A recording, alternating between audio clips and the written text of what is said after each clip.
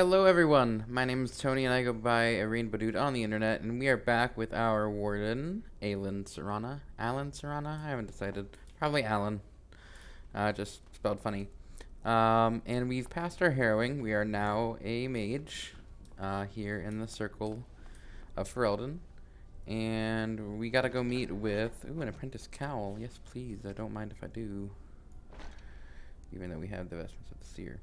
I think there's an option in the settings here where we can turn these stupid helmets off. Maybe not. I thought there was. Controls. Audio, video. No, I thought there was a little option.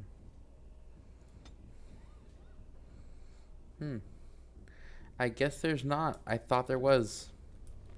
Someone shout at me in the comments if you know what I'm talking about, because I used to think that there was a way to not have that thing there. I'll get on it. Hello, apprentice mage. I'm terrible at spells. You're lucky you're so talented. Oh, I only know a couple, but thank you. Yeah, so we... Ooh, for some reason I thought his face looked really, like, just wrong. Oh, we can open this. Cool. Don't know. Gregor hasn't said anything yet. And shh. Now's better than later. Someone's always watching. I swear it's like the walls have eyes. Yes, is there something you need? Love. Is this the only The one? only safe one, as far as I know. There are windows on the higher levels, but surely you don't need me to warn you of the dangers of leaping from them. It never ends well. Can I leave? No, you may not. I'm surprised you ask. I would have thought you'd be used to this idea by now. Why? Only mages on official circle business are allowed to leave the tower, and the first enchanter has not informed us of any mages leaving the tower today. What's out For there? Eldon, it's not very interesting. Mostly farms, the occasional river. That's a big door. Yes, it is. Do you need something, or are you just here to state the obvious? Can you open it? The Knight Commander would have my head if I did that. Besides, I hear it takes no less than 4 grown men to open this door. Or one very strong mage, so I can't leave. No, you may not. I'm surprised you ask. I would have thought you'd be used to this idea by now. Oh, well, okay. Make a smile fortune on you. Bye. I'll get on it. Not possible to pick. Nothing else this way. I think the layout changes when you come back later in the game. What's in here? Oh, just another door. Okay. Cool. That's the same room. This is new, though. All right. You hear? Hear what? I heard they suspect someone of dabbling in blood magic. Anyone do something so stupid? Can I get you a ladder so you can get off my Forget it. back? Because blood magic is powerful, you can bend others to your will and force demons into your service. Oof. Forcing demons into your service. That's Not a what good I look. hear anyway. I wonder who's dabbling in blood magic. It's not me. I didn't spec that.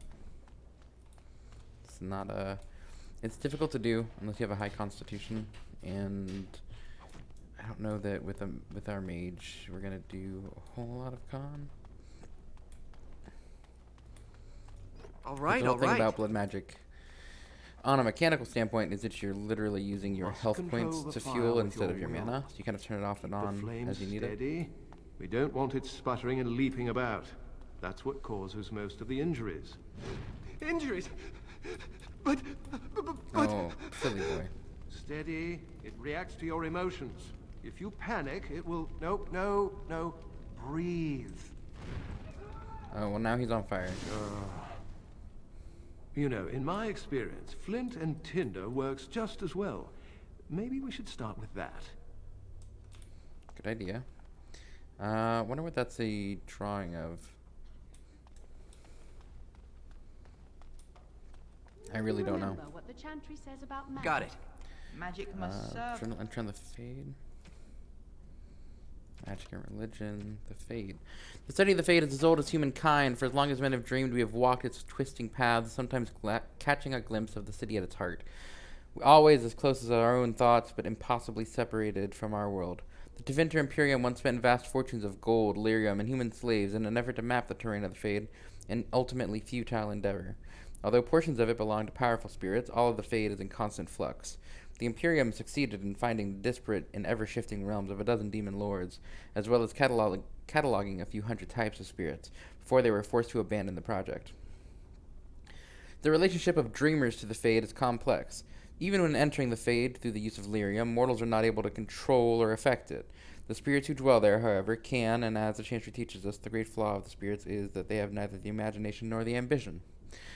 They create what they see through their sleeping visitors, building elaborate copies of our cities, peoples, and events, which, like reflections in a mirror, ultimately lack context or life of their own. Even the most powerful demons merely plagiarize the worst thoughts and fears of mortals and build their realms with no other ambition than to taste life. Man, and not rule over him. Very good. And what do you think that means? Can anyone tell me? Hey! No, that's not what it means. It means that magic should be used to help people, but we can't use our magic to force people to do what we want. That's right. We should not abuse the gift the Maker has given us. Concentrate. Hold the shield. If I had put all my power behind that spell, you would have been obliterated. I am not your enemy. Fear is your enemy. It is a weakness that can be exploited. Fear is the mind killer. Quivering, sir. No? Firm and know you whatever I put. Again. There's some audio distortion there, and I don't know why. Did he do it right that time? Are you gonna give him praise? No, I guess not. Another book. Mana and the use of magic. Mana is that which defines a mage. It is potential that dwells within a person but does not always manifest itself.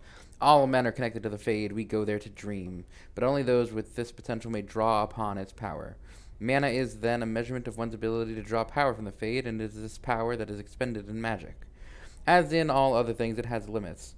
Just as man has the strength to lift only so much weight and no more, a mage cannot work more magic at one time than his mana allows. If he wishes to work magic that would be beyond his strength, a mage must bolster his mana with lyrium. Without lyrium, it is possible for the reckless to expend their own life force in the working of magic, and occasionally, ambitious mages even injure or kill themselves by overexertion.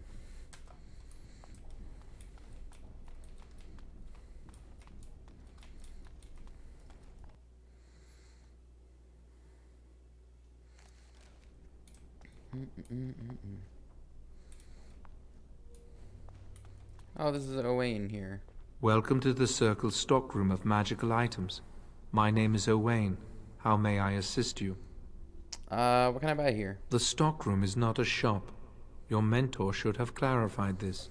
The stockroom stores components used in magical and alchemical experiments. Do you require something? Are you really a tranquil mage? I voluntarily submitted to the rite of tranquility.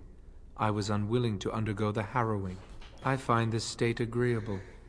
Don't you think what they did to you is cruel? Tranquility has its merits. I see the world with clarity.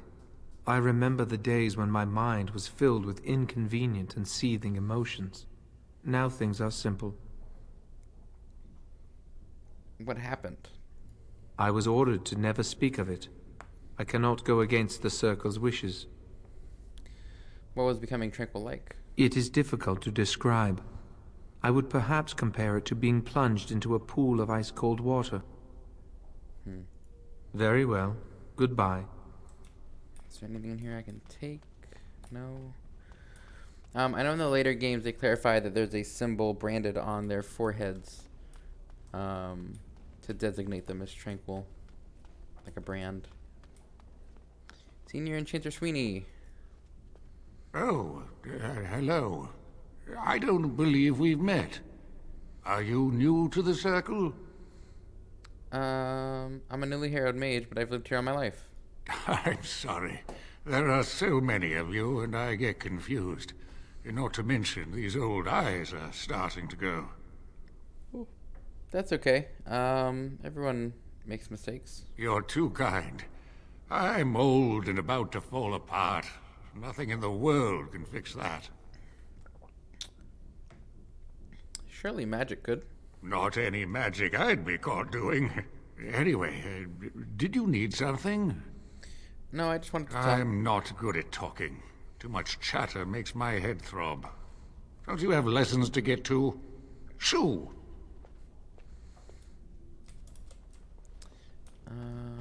We got some bookcases here. We got some journal entries, it looks like. Primal magic.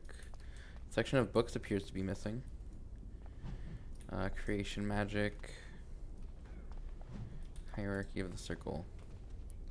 Let's read these. I like reading the journal entries. If you don't like them, just kind of skip forward like 30 seconds to a minute.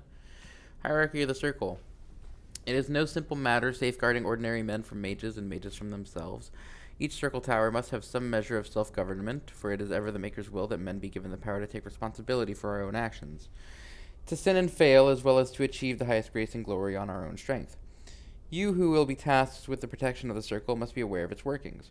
The first enchanter is the heart of any tower. He will determine the course of action his circle is to take. He will choose which apprentices may be tested and made full mages, and you will work most closely with him. Assisting the first enchanter will be the senior enchanters, a small council of the most trusted and experienced magi in the tower. From this group, the next first enchanter is always chosen. Beneath the council are the enchanters. These are the teachers and mentors of the tower. You must get to know them in order to keep your finger on the pulse of the circle, for the enchanter will always know what is happening among the children. All those who have passed their harrowing but have not taken apprentices are mages. This is where the most trouble in the circle lies, in the idleness and inexperience of youth. The untested apprentices are the most numerous denizens of any tower, but they most often pose threats to themselves due to their lack of training than to anyone else. Creation. Opposition in all things, for earth, sky, for winter, summer, for darkness, light, by my will alone is balance sundered, and the world given new life. Threnodies 5:5. The school of creation, sometimes called the school of nature, is the second of the schools of matter, the balancing force and complement of entropy. Creation magic manipulates natural forces, transforming what exists and bringing new things into being. Creation requires considerable finesse more than any other school, and is therefore rarely mastered. Those mages who have made a serious study of creation are the highest in demand, useful in times of peace as well as war. Primal. Those who oppose thee shall know the wrath of heaven. Field and forest shall burn, the seas shall rise and devour them. The wind shall tear their nations from the face of the earth, lightning shall rain down from the sky. They shall cry out to their false gods and find silence. Andraste 7:19. Sometimes called the school of power, the primal school is the second of the schools of energy, balanced by spirit and concerns the most visible and tangible forces of nature itself. This is the magic of war. Fire, ice, lightning, devastation. This is what the vast majority imagines when they hear the word magic. Very interesting. Let's talk to Adric. Oh, it's the little kid. Do you need something? If not, step back. You're in my light. Rude. Just wanted to greet another of my kind. Are you surprised? We are probably more attuned to magic than humans are. Or at least our ancestors must have been. With most of our history lost, I suppose I'll never really know. Maybe the Dalish elves would, but I've never met one. Lost history. When elves were taken on as slaves, we lost most of our culture. Few of us even know our own language. I hear the Dalish try to keep the old ways alive. Must be easier for them outside human rule. I do wish I knew the old language. As do I. Perhaps one day I will have the chance to learn it. Are you from an alien age? Oh man, I hope I'm we from don't. a farm outside Highever. My mother worked as the cook's assistant there. So I guess we get to decide where we're from.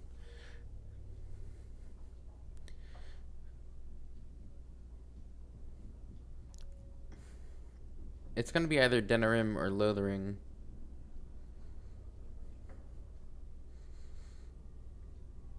Let's say we were in Lothering.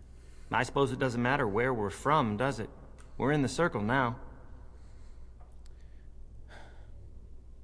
We're reviled as mages just as well. I am satisfied knowing the humans who look down upon me will fear me instead. But I should get back to my books. That's a hefty aspiration. Thank you for talking with me. Good day. I have a heart-sinking suspicion that if the devs... Oh, he's out of his seat. Look, he's just floating. He's doing that anime thing where the guy sits in the air to like build his muscles. I think that was in My Hero Academia. Likely. Laundry would do something before it came to that. Will they? I have a sinking suspicion that because he wants humans to fear him for his magic, and he talks about the elves, that if he managed to survive the Blight, he's gonna be in Dreadwolf. All right, all right. So we have some more notes we're gonna read. Can I get you a ladder so you can get off my back? It's a big note episode, I know, I'm sorry. Let's see here. History of the Circle. It is a truth universally acknowledged that nothing is more successful at inspiring a person to mischief as to be told not to do something. Unfortunately, the Chantry of the Divine Age had some trouble with obvious truths. Although it did not outlaw magic, quite the contrary, as the Chantry relied upon magic to kindle the eternal flame which burns in every brazier and every chantry, it relegated mages to lighting candles and lamps, perhaps occasional dusting of rafters and eaves. I will give my readers a moment to contemplate how well such a role satisfied the mages of the time. It surprised absolutely no one when the mages of Valroyo, in protest, snuffed the sacred flames of the cathedral and barricaded themselves inside the choir loft. No one, that is, but divine Ambrosia II, who was outraged and attempted to order an exalted march upon her own cathedral. Even her most devout Templars discouraged that idea. For 21 days, the fires remained unlit while negotiations were conducted, legend tells us, by shouting back and forth from the loft.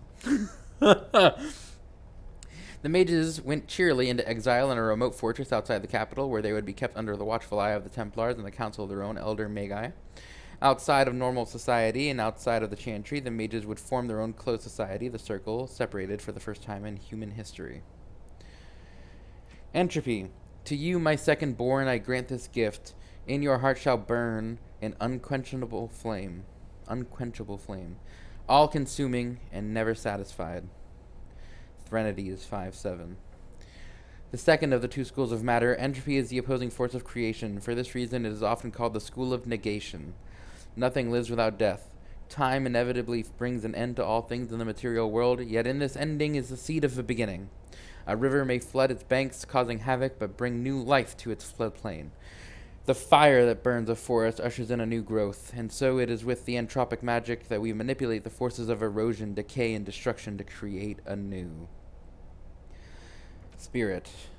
And the voice of the Maker shook the Fade, saying, In my image I have wrought my firstborn. You have been given dominion over all that exists. By your will all things are done. Yet you do nothing. The realm I have given you is formless, ever-changing. Threnodies 5:4. The first of the two schools of energy, spirit is opposed by the primal school. It is the school of mystery, the ephemeral school. This is the study of the invisible energies which surround us at all times, yet are outside of nature. It is from the Fade itself that this magic draws its powers.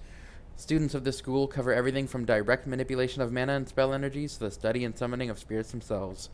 By its nature an esoteric school, and most others knowing virtually nothing about the Fade, as most others know virtually nothing about the Fade, studies of spirit magic are often misunderstood by the general populace, or even confused for blood magic, an unfortunate fate for a most useful branch of study. We'll get... Oh, these are creature entries. We'll come back to that in just a second, because I want to make these go away. I don't want... There we go. What was it? Sloth Demon? And I looked upon the creature, and it had become me, a veritable copy of my form and of my very mind, stared back at me as if from within a mirror. I thought surely this was a trick, an illusion meant to put me off guard. But as I engaged with the thing and with my sword, it fought me with maneuvers that I recognized. It parried as I parried, it swung as I swung. It spoke to me and said things that only I could know. I think this demon of sloth has no form or identity of its own. It is envy as much as sloth, I believe, and mine was not the first shape it had stolen that day. An excerpt from a transcribed deposition of Tyrannus, Templar commander of Cumberland, 390 Towers. The most difficult assumption for those who study demons to overcome is the notion that a sloth demon is, in and of itself, slothful. If that were so, it seems highly unlikely that any such demons would cross the veil into our own world, or once here would fight to possess any creature with a will of its own, and we know both these things not to be the case. Certainly, some demons are lazy and complacent, but who knows? Perhaps these creatures even cultivate such a reputation. The truth is that these demons of sloth are named so because of the portion of the human psyche that they feed upon: doubt, apathy, entropy. They seek to spread these things. The sloth demon hides in its forms, a master of shapes and disguises, always the last place you look, and from its hiding place it spreads its influence. A community afflicted by a demon of sloth could soon become a dilapidated pit where injustices are allowed to pass without comment, and none of the residents could be aware that such a change has even taken place. The sloth demon weakens, tires, tears at the edges of the consciousness, and would much rather render its victim helpless than engage in a true conflict. Such creatures are best faced with a great deal of will, and only with an eye to piercing their many disguises. Woof, I tripped over my tongue so much. I'm not going to read the one for the wolf, but I'll slowly scroll through it for you, so if you want to pause and read it, you can.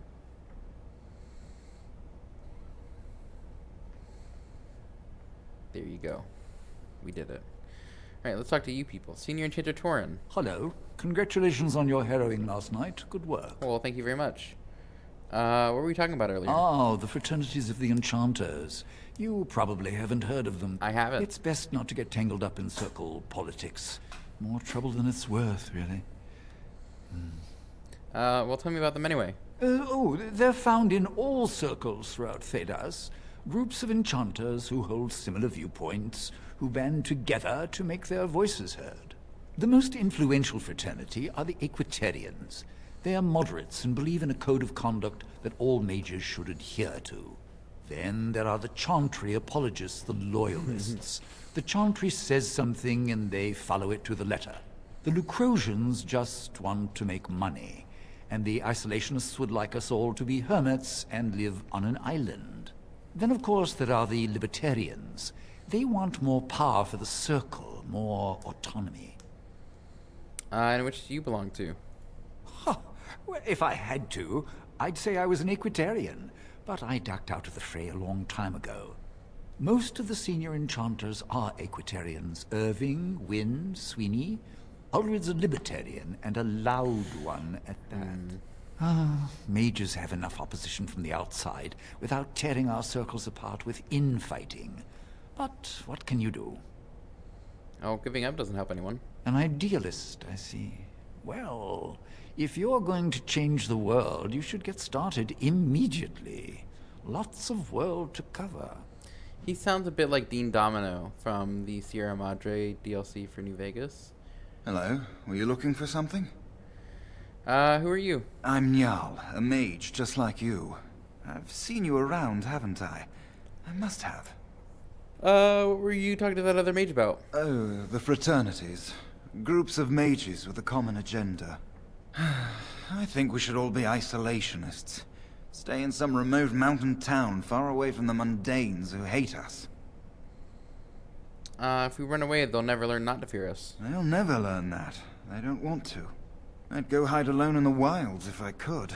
But you know they just brand me an apostate and hunt me down.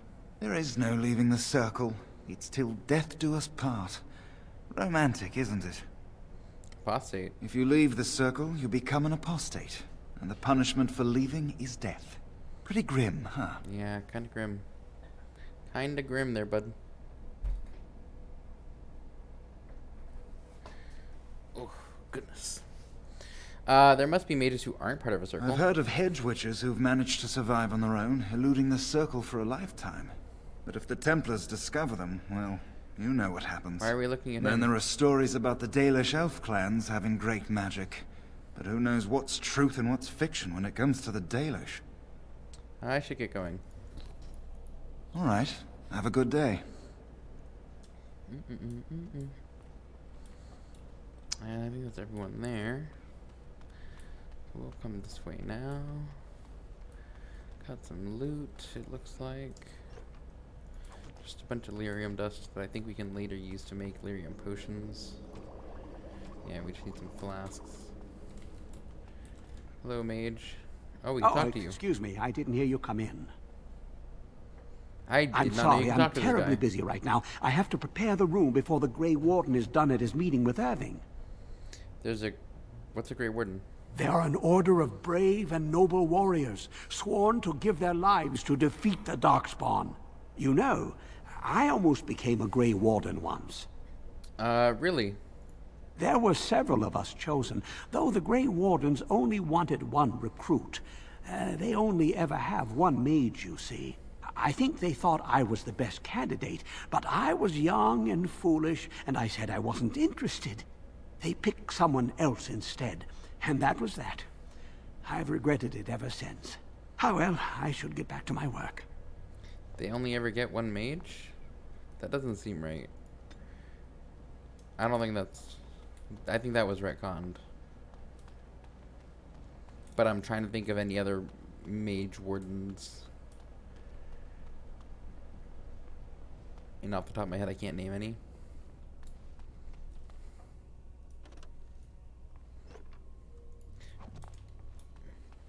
Yeah, because one mage against a whole blight, that can't be right. Ah, there you are. You are to be moved out of the apprentices' dormitory, and these are to be your new quarters. The Tranquil will move your belongings this afternoon. Go on, make yourself comfortable. I didn't know this either. Wow. So even talking to the nameless NPCs gives you some stuff. That's cool. Everyone's so happy for you. Oh, thank you. I heard that you completed the harrowing in record time. I'm good. I heard that you completed the harrowing in record time. Oh, cool. Irving wants to see you. Get going. Alright, I will. Interesting. I've never heard those lines before. Hello. Greetings. I'm glad your harrowing went well. I am too. Who are you? I am Cullen. I was to strike the killing blow if you had become an abomination. I am glad you didn't. How would you have known if I had become one? Honestly, I've never seen an abomination, or been called on to slay one. So you could have made a mistake? Gregor would have guided me. Something must happen. But what if it's not obvious? Could abominations be walking among us right now? I'm sure there are none here.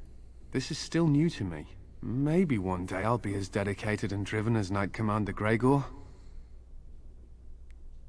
He is a very dedicated man, yes. You must be busy. Perhaps we can talk another time. Oh, I hope you are well. Okay, guess not.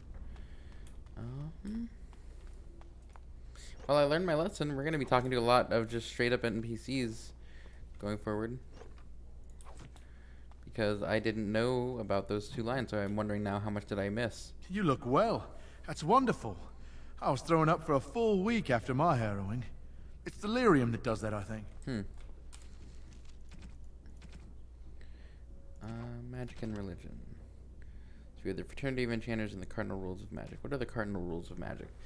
You must not be under the misimpression that magic is all-powerful. There are limits, and not even the greatest mages may overcome them. No one, for instance, has found any means of traveling, either over great distances or small ones, beyond putting one foot in front of the other. You get in a cart or a horse. The immutable nature of the physical world prevents this. So no, you may not simply pop over to Minrothis to borrow a cup of sugar, nor may you magic the essay you forgot in the apprentice dormitory to your desk. You will simply have to be prepared. Similarly, when you send your mind into the Fade, your body remains behind. Only once has this barrier been overcome, and reputedly the spell required 2/3 of the delirium in the... Only once has this barrier been overcome, and reputedly the spell required 2/3 of the delirium in the Tevinter Imperium, as well as the lifeblood of several hundred slaves. The results were utterly disastrous. Finally, life is finite. A truly great healer may bring someone back from the very precipice of death when breath and heartbeat have ceased, but the spirit still clings to life. But once the spirit has fled the body, it cannot be recalled. That is no failing of your skills or power, it is simply reality. Which is why Tug was dead. Sketch probably wasn't able to get to him in time to do the spell. The Fraternity of Enchanters, we have, I'm not going to read all of it, I'm just going to kind of do the paraphrasing. The Loyalists, well, we don't even need to read this because basically the guy gave us an explanation of what these were about. So cool.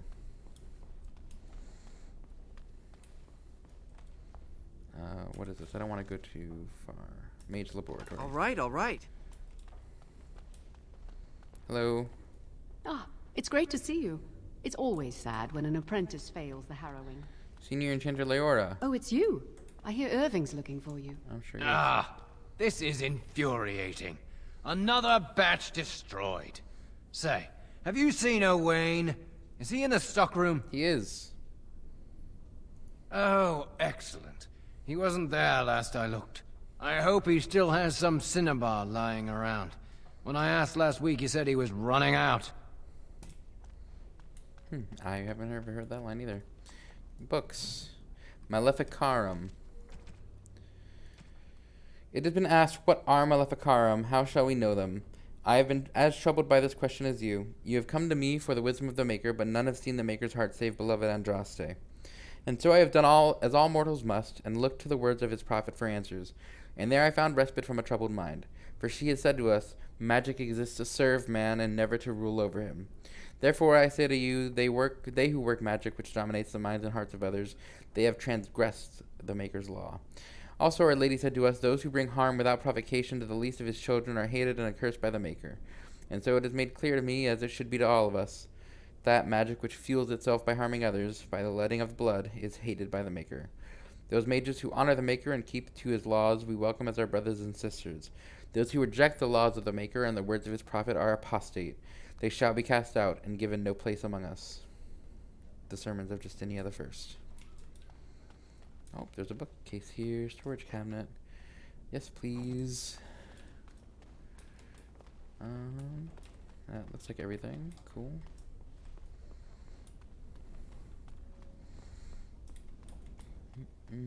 Book here.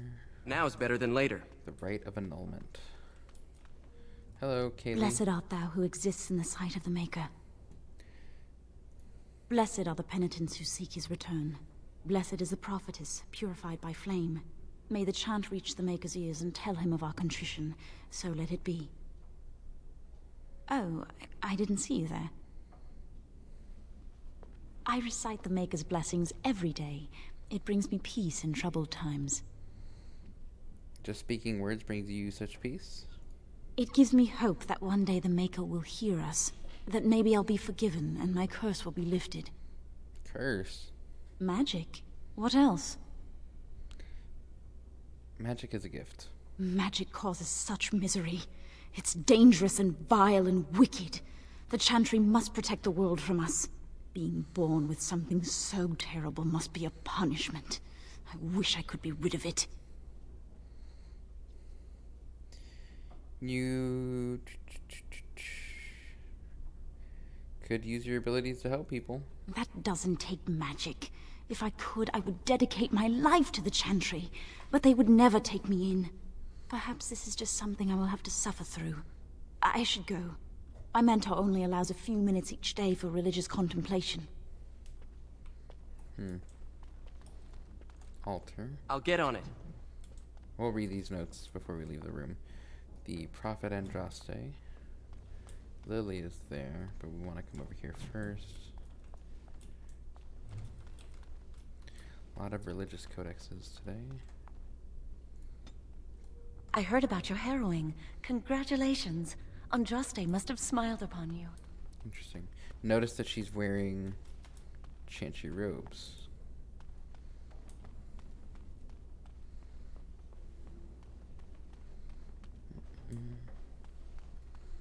I do like the architecture here.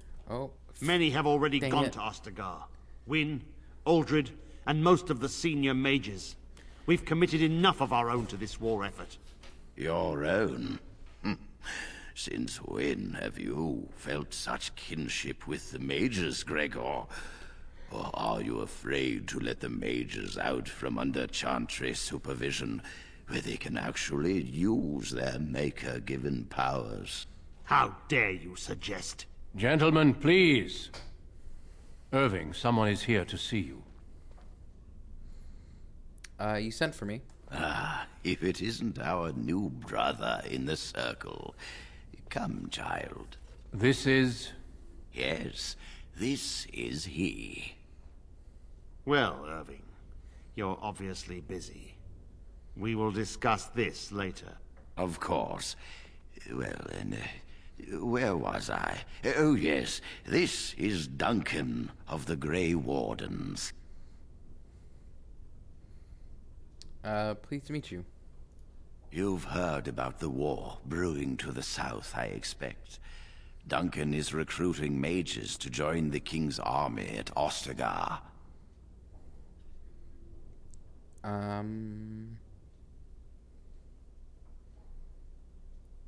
Why? Mages are uniquely equipped to combat Darkspawn.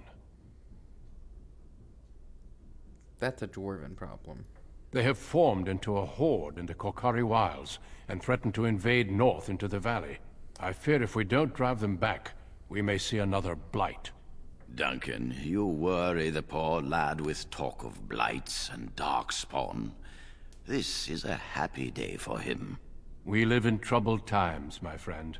We should seize moments of levity, especially in troubled times.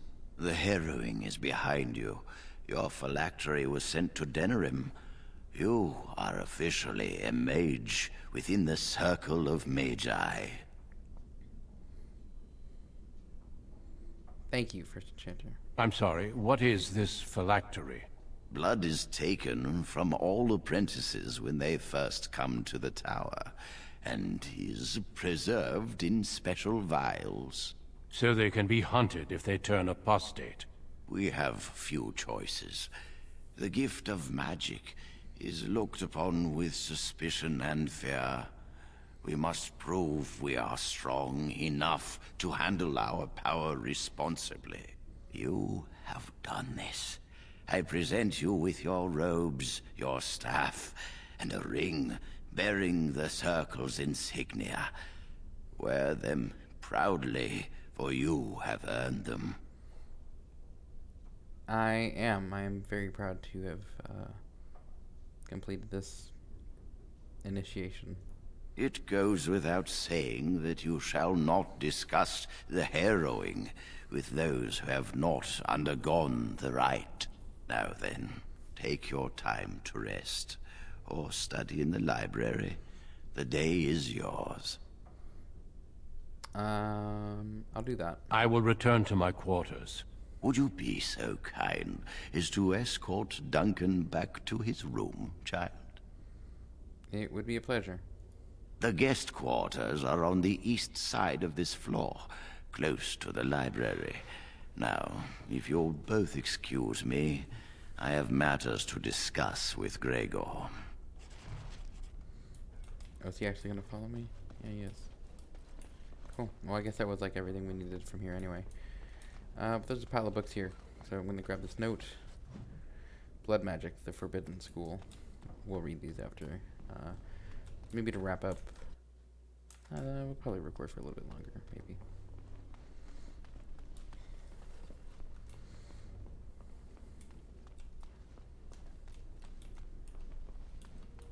Nope, not here. Where was it? It was like here, I think. Yes. Thank you for escorting me. Hello, Jowan. Is there something else I can do for you? What's happening outside of the tower? Well, no. Can you tell me more about the Grey Wardens and the Darkspawn? Certainly. I am intimately familiar with these subjects, after all. Sorry, guys. Trying to figure out where my comfort spot is with this chair.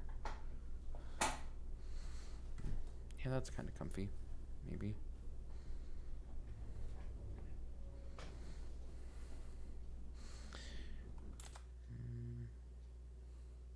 Yeah. Have there been many Darkspawn attacks? A horde has formed within the Korkari Wilds in the south. If they are not stopped, they will strike north into the valley. We Grey Wardens believe that an archdemon is leading the horde. What's an archdemon? Darkspawn do attack the surface in ragtag bands, but archdemons are capable of rallying the Darkspawn, turning them into an unstoppable force. A horde of Darkspawn, a veritable army. It is dire news indeed. I fear this is what we will have to face.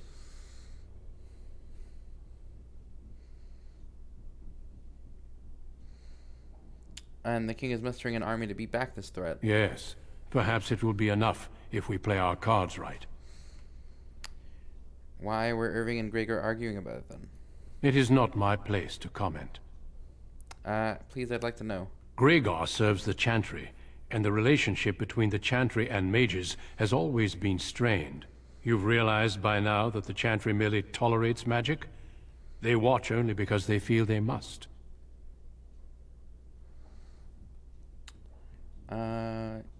Yes, but they were arguing about the war. Any mages who join the King's army can unleash their full power on the Darkspawn. In fact, I'm counting on it. Gregor may be afraid of what will happen. What if the mages decide they no longer want to be governed by the Chantry? What are your opinions on the matter? I believe we must defeat the Darkspawn, one way or another. My opinions end there. I'd like to talk more, but I have duties Of to attend course. to. Don't let me keep you. Can I ask him? Is there something else I can do for you? I can. Have you ever seen someone use blood magic? Once, in my youth, just after I joined the Grey Wardens. I was traveling with my mentor. We encountered a group of Templars hunting a blood mage. They were quite far away, so I cannot be sure of what I saw. He forced some of the Templars to turn on their fellows. It was dreadful to behold. He would have escaped had he not overlooked one Templar who snuck up behind him and cleaved his head in two. Oof. See, this one's hard.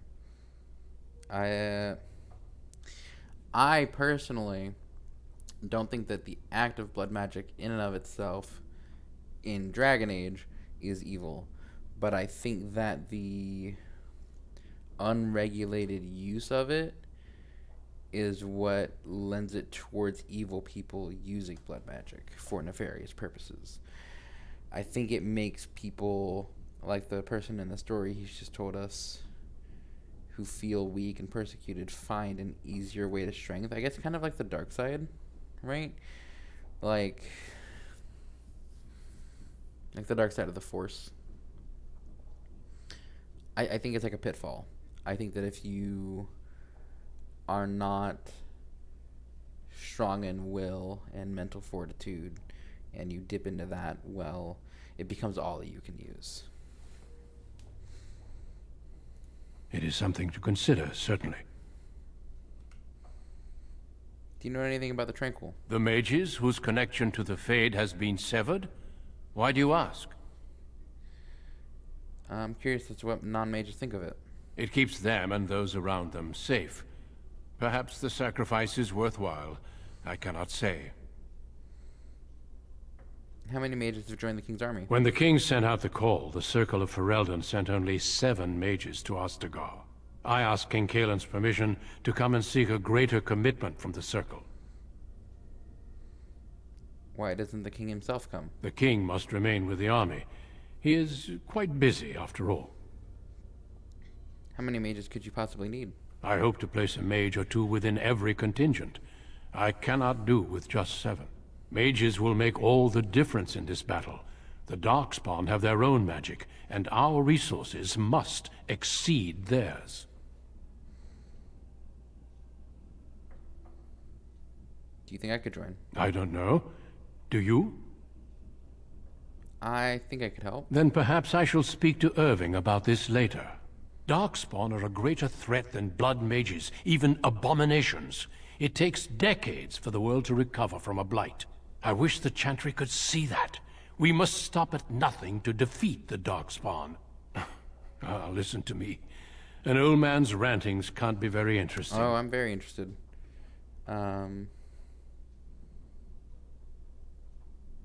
I learned much from what you said. You are too kind.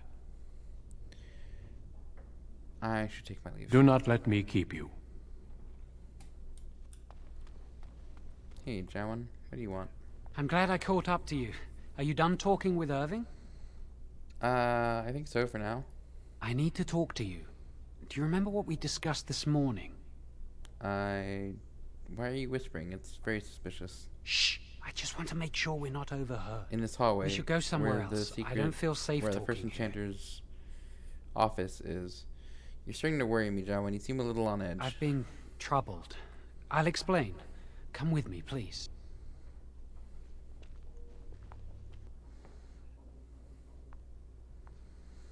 Oh, Jowan. Jowan. We should be safe here. In the chapel, you realize there's a priestess standing right there. Not a priest. I am merely an initiate. I've seen you before. I often attend to my duties in this chapel.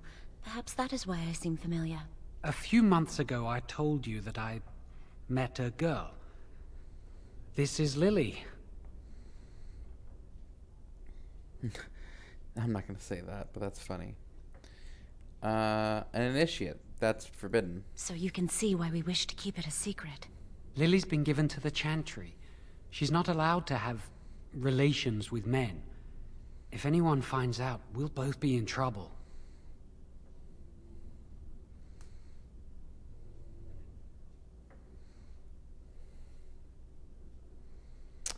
I think from a mage's point of view, and I think someone who is as sensible as the person that I want this warden to be, you should rethink this. I won't give Lily up for anything.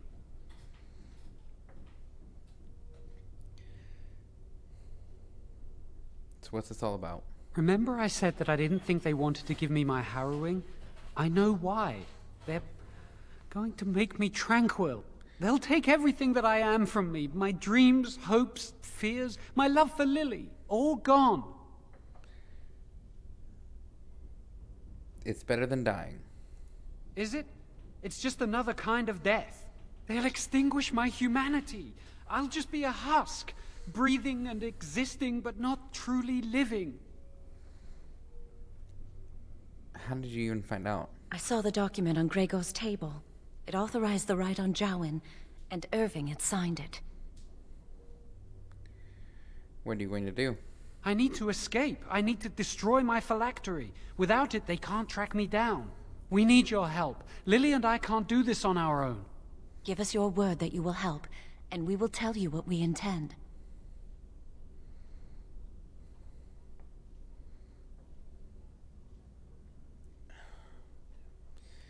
I guess that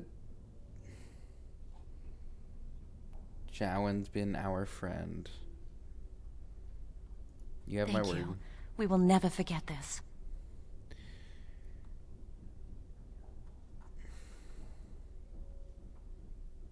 So what do you intend to do? I can get us into the repository, but there is a problem.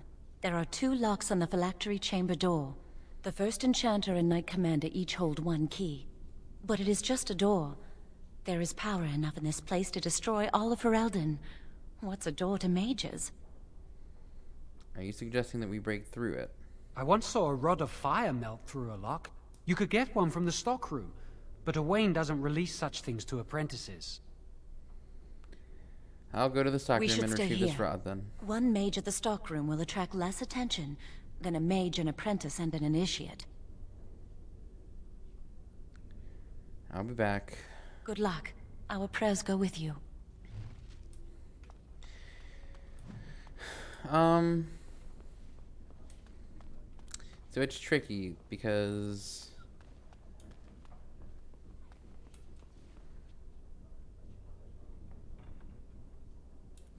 Jowan's been our friend, but I think that someone who's grown up in the circle all their lives, who's gone through the harrowing, realizes how dangerous the fate is, how dangerous that demons are. I think that he would report him.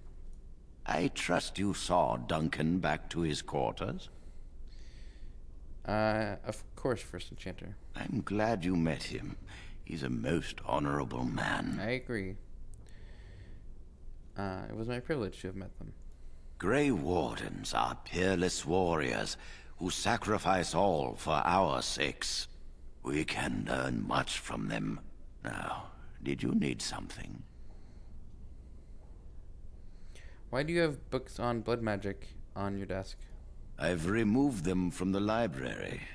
I was advised it might be unwise to leave them where any apprentice may read them. They will be put away somewhere very safe. Now, is there anything else?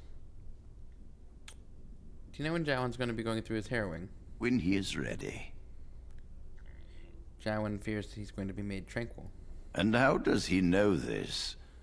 I suppose the young initiate he dallies about with revealed it to him. You think I didn't know? I did not become first enchanter by keeping my eyes and ears shut.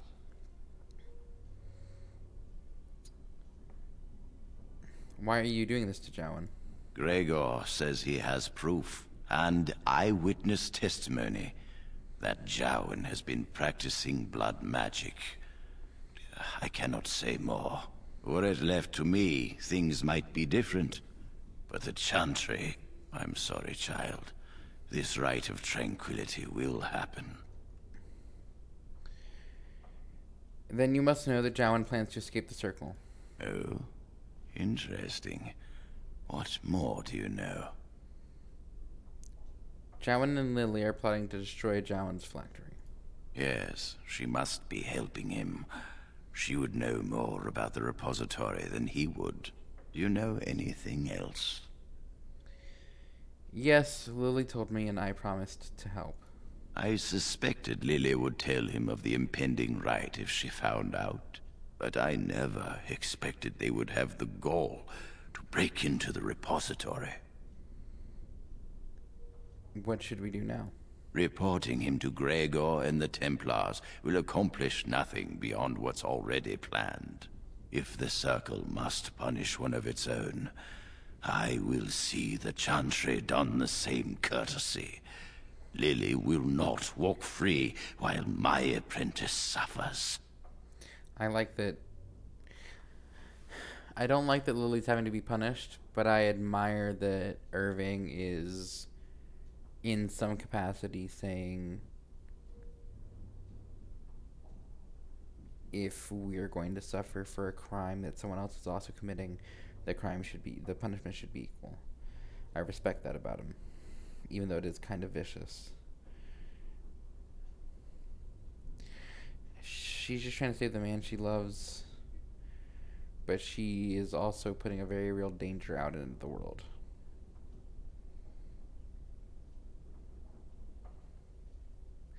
But I think out of these three choices, I think it's probably what he would say. She is also breaking every vow she ever took. Will you report Lily's betrayal to Gregor? If we mention her involvement, the Chantry will say that she was framed. No, she must be caught in the act.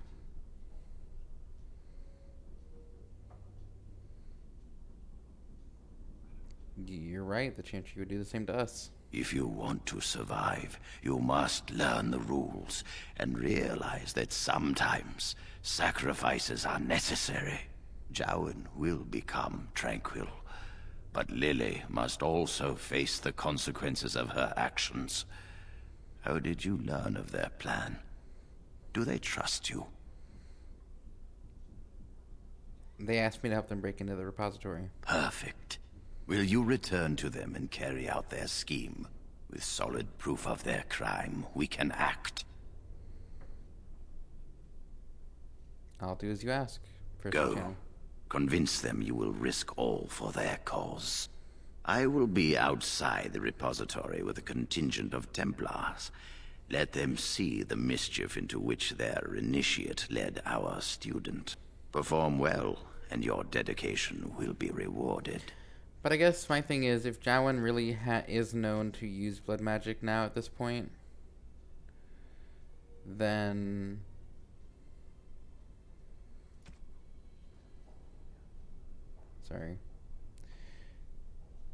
So we either get +1 spell power, sorry, +2 spell power, or +1 magic. We'll keep the Acolyte Staff for now, I think. Ring of Study, +1 magic. Oh, I guess since we're gonna have +1 and +1, because I put this at 28 magic instead of 26. Cool.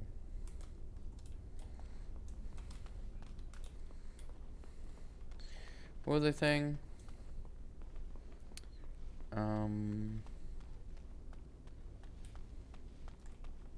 Welcome to the Circle's stockroom of magical items. My name is Owain. How may I assist you? I need a rod of fire. Rods of fire serve many purposes. Why do you wish to acquire this particular item? What can they be used for? Some mages require them for their research. Others merely want to light fireplaces. I anticipate having to light a fireplace. I will set down that you require the rod to deal with a personal matter. Here is the form, Request for Rod of Fire. Have it signed and dated by a senior enchanter. I will release a rod to you once I have the signed form. I'll be back shortly. Thank you. Alright, so we have a couple senior enchanters here. I think we have Sweeney and we have Torin. Let's do Torin. Still here? Will you sign this for me? Getting back to your studies so quickly after the harrowing, most mages need at least a week to recuperate. But no matter. It's good to see you're so eager to get back to work. What exactly are you doing with the rod? I'm studying fire. Evidently. Well, bring me your proposal and I'll look over it. Proposal? A brief overview of the research you intend to do. Properly referenced and footnoted. Go on, get started on that then. I guess we have to talk to Sweeney. Oh, hey Duncan, what are you doing over here? Hello again, my young friend. I hardly expected to meet you here. What are you doing here? I'm enjoying the splendors of the library. The Circle of Magi is fortunate to have so many wonderful books at its disposal. I agree. Are you looking for anything in particular? Perhaps. I shan't bore you with the details, though. You seem preoccupied. Might I ask what you're doing? I love its armor. Just passing through. If you might indulge me, I would like to ask you about the Circle. Of course. Mages like yourself must have opinions on current affairs such as the war. As you know, the king is gathering an army. I believe mages could be very useful in this war. You don't fear using the power at your disposal, do you? It is dangerous, yes, but necessary. Only to those not powerful enough to control it. Irving has taught you well, I see.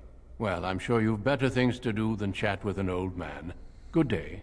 We shall meet again.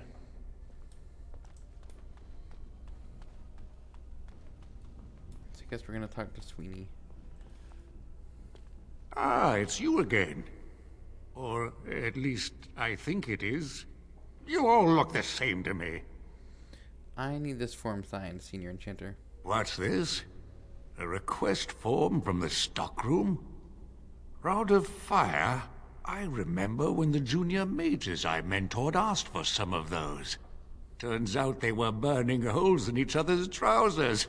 One boy burned peepholes into the female apprentice's dormitory. You're not involved in any such rubbish, are you? No, of course you're not. Look at you. So angelic. Well, I won't ask why you'd need it. Tower's too boring lately. Tell you what, I'll put my name on this form, like so. And if you get the chance, burn a big hole in the seat of the trousers of the Templar that patrols the library. Do that for old Sweeney, won't you? Bastard's always given me the stink eye. Sweeney, you sly dog.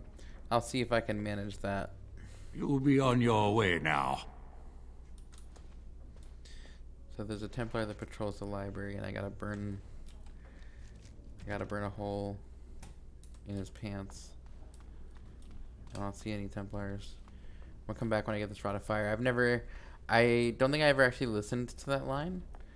So Welcome to the Circle's stockroom of magical I'll items. have to, My name is Owain. How may I assist you? I'll have to see if there's a Templar in there. Everything looks to be in order. Here is the rod you requested. Thank you. Is there an actual... No.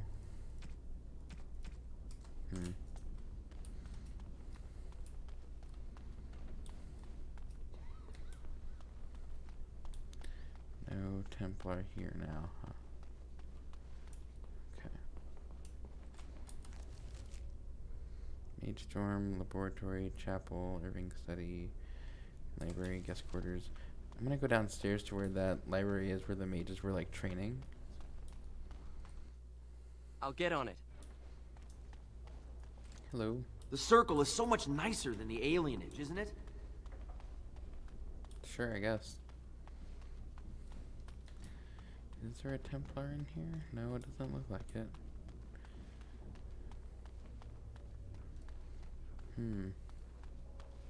I don't see any Templars down here.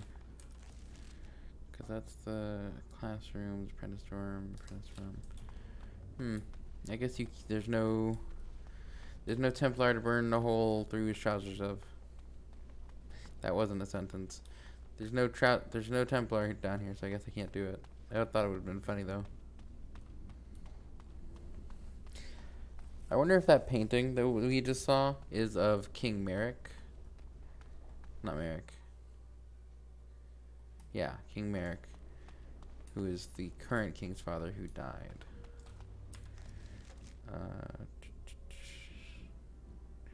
They were in the chapel.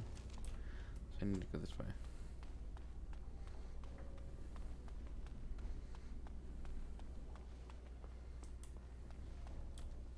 Right, they were here, yes. I hate waiting. It makes me nervous. I have it. That was quick. To the repository, then. Freedom awaits. Alright, so we're going to end it here.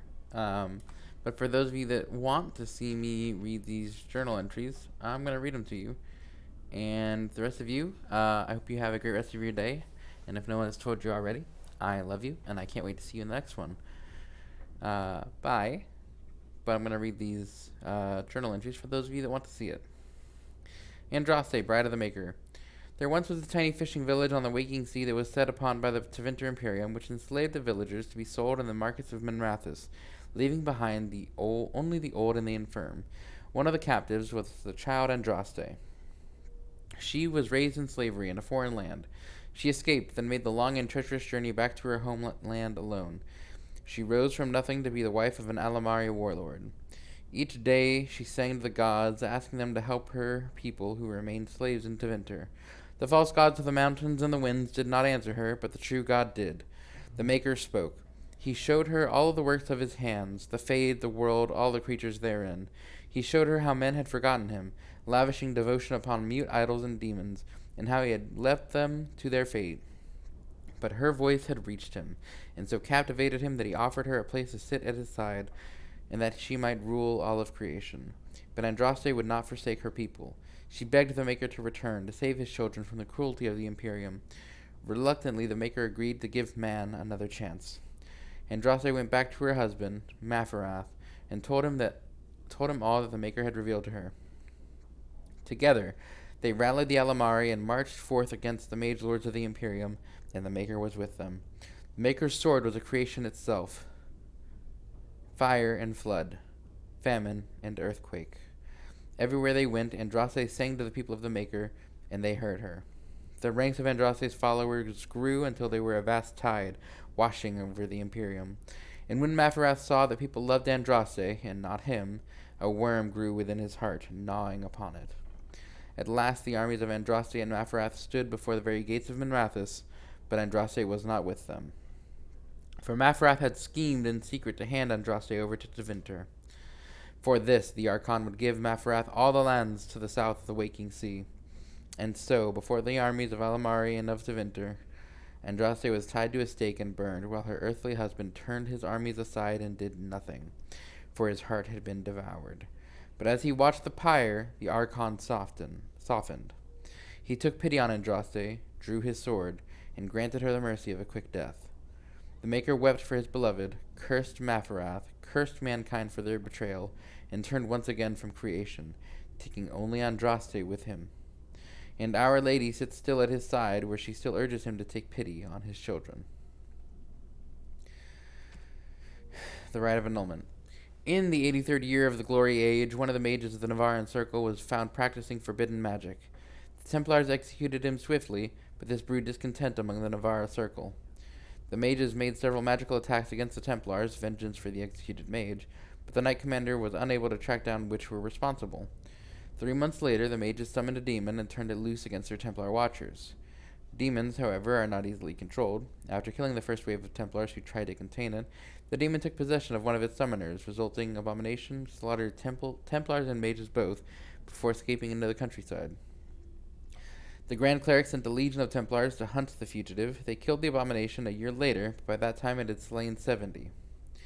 Divine Galatea, responding to the catastrophe in Navarra and hoping to prevent further incidents, granted all the Grand Clerics of the Chantry the power to purge a circle entirely if they rule it irredeemable.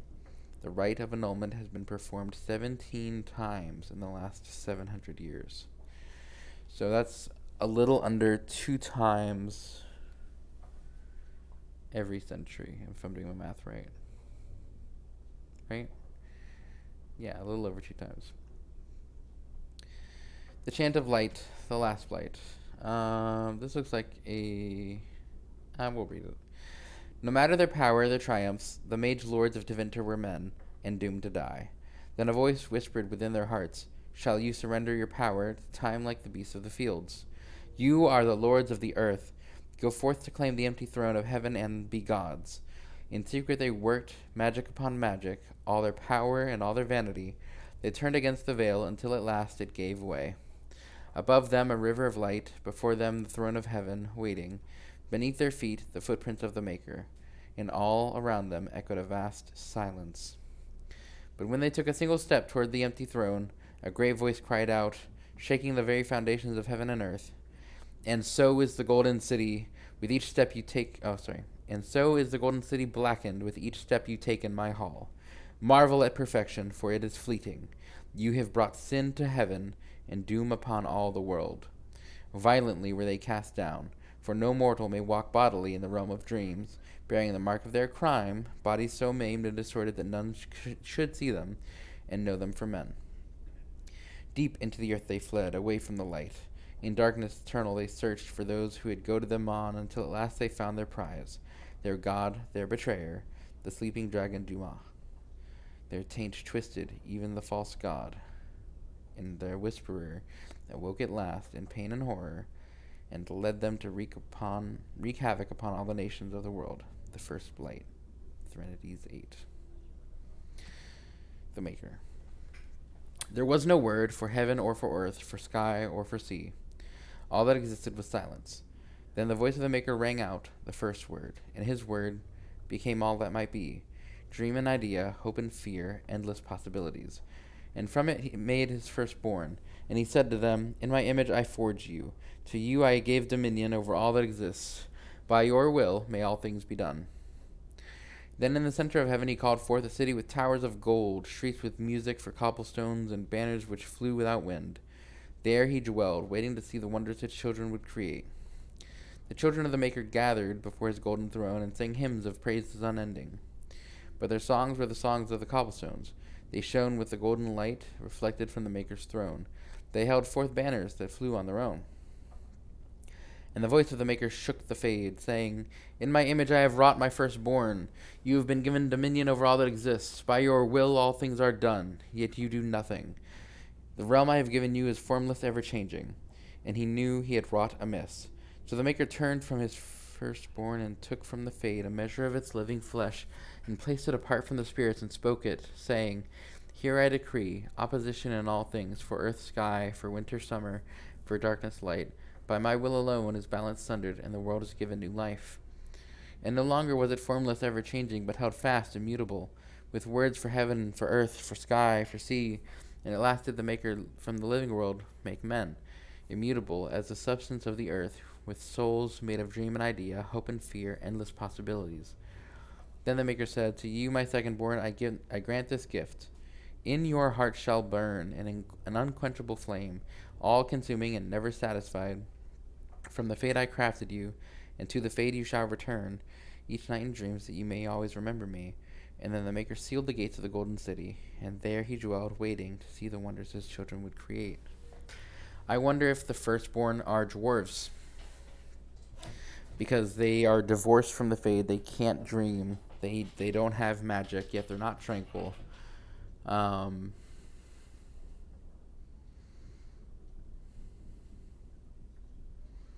then obviously humans would be the secondborn, according to this canticle. The founding of the Chantry. Cordelius Dracon, king of the city-state of Orlais, was a man of uncommon ambition. In the year -15 ancient, the young king began construction of a great temple dedicated to the Maker, and declared that by its completion he would not only have united the warring city-states of the south, he would have brought Andrastian belief to the world. In -3 ancient, the temple was completed. There, in its heart, Dracon knelt before the eternal flame of Andraste and was crowned ruler of the Empire of Orlais. His first act as emperor, to declare the Chantry as the established Andrastian religion of the empire. It took 3 years and several hundred votes before Alessa of Montsemard was elected to lead the new Chantry. Upon her coronation as divine, she took the name Justinia, in honor of the disciple who had recorded Andraste's songs. In that moment, the ancient era ended, and the divine age began. Blood magic. Foul and corrupt are you who have taken my gift and turned it against my children. Transfigurations 1810. The ancient inventors did not originally consider blood magic a school of its own. Rather, they saw it as a means to achieve greater power in any school of magic. The name, of course, refers to the fact that the magic of this type uses life, specifically in the form of blood, instead of mana. It was common practice at one time for a magister to keep a number of slaves on hand so that, should he undertake the working of a spell that was physically beyond his abilities, he could use the blood of his slaves to bolster the casting. Over time, however, the Imperium discovered types of spells that could only be worked by blood. Although Lyrium would allow a mage to send his conscious mind into the Fade, blood would allow him to find the sleeping minds of others, view their dreams, and even influence or dominate their thoughts. Just as treacherous blood magic allows the veil to be opened completely so that demons may physically pass through it into our world. The rise of the Chant of Light and the subsequent fall of the Old Imperium has led to blood magic being all but stamped out, as it should be, for it poses a great danger to those who would practice it as to the world at large. Oh, the Tranquil. Although apprentices do not know the nature of the harrowing, all of them understand its consequences. They either pass and become full mages, or they are never seen again. Those who fear to undertake this rite of passage, or those who are deemed too weak or unstable, are given the rite of tranquility instead. The actual procedure, like the harrowing, is secret, but the results are just as well known. The rite severs the connection to the Fade. The Tranquil therefore do not dream. This removes the greatest danger.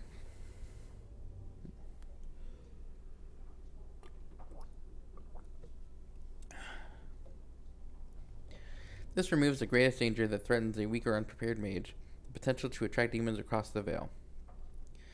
But this is the least of Tranquility's effects, for the absence of dreams brings with it the end of all magical ability as well as emotion. The Tranquil, ironically, resemble sleepwalkers, never entirely awake nor asleep. They are still part of our circle, however, and some might say they are the most critical part. They have incredible powers of concentration, for it is simply impossible to distract the Tranquil mage, and this makes them capable of becoming craftsmen of such skill that they rival even the adeptness of the dwarves. The Formari, the branch of the circle devoted to item enchantment, is made up exclusively of Tranquil, and it is the source of all of the wealth that sustains our towers. Oh, Lord. Let me... Oh. Culture and history. Dark spot.